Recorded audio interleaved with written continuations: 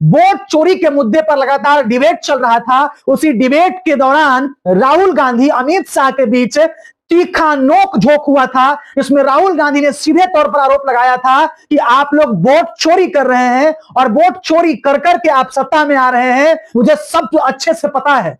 हम आपको बता दें कि राहुल गांधी ने 3 बार प्रेस कॉन्फ्रेंस किया था और भारतीय जनता पार्टी के वोट चोरी को एक्सपोज किया था।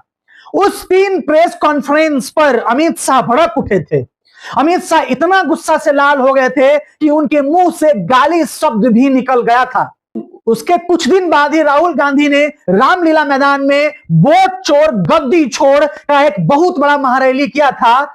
कुछ लोग कह रहे हैं कि अमित शाह ने कहा था संसद भवन में कि हम तो वोट चोरी नहीं करते हैं, हम तो चुनाव जीत कर आते हैं, जनता हमें मैंडेट देती है, जनता हमें चुनती है, जनता हमें वोट करती है, इसीलिए हम जीतते हैं। जनता कांग्रेस को नकार देती है, जनता महागठबंधन को बिहार में नकार दिया है, प्रशांत किशोर को नकार दिया है बिहार में, हमें जनता ने मैंडेट दिया इसलिए हम चुनाव जीते। हम आपको बताते चले कि बिहार में एनडीए ने प्रचंड जीत हासिल की है और उस जीत के सामने एक बहुत बड़ा क्वेश्चन मार्क विपक्ष के नेताओं ने खड़ा कर दिया है।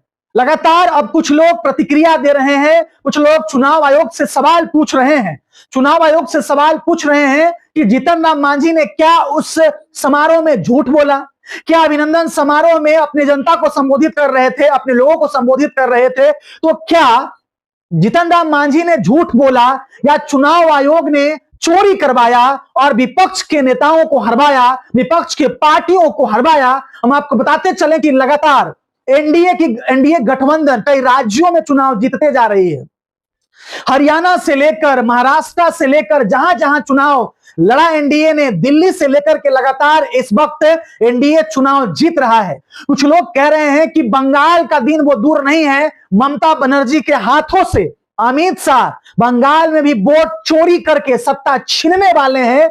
और कुछ लोग तो ये कह रहे हैं कि हम 100% बता रहे हैं कि बंगाल की सत्ता भी ममता बनर्जी के हाथों से जाते हुए दिख रहा है। जिस तरीके से भाजपा वाले वोट चोरी कर रहे हैं, उस तरीके तो साफ तौर से लगता है कि बंगाल भी अमित शाह जीत जाएंगे। आपको पता होगा कि जिस तरीके से शक्ति यादव को हिल्सा में वोट के काउंटिंग को रोक करके पिछले बार हरवाया गया था, ऐसा उनके नेताओं ने आरोप लगाया था चुनाव आयोग के ऊपर कि चुनाव आयोग ने जानबूझकर के काउंटिंग रुकवाया और शक्ति यादव को जीत घोषित कर दिया गया था। जीता हुआ उम्मीदवार घोषित करने के बाद हिल्सा में उनको चुनाव हरवाया गया था।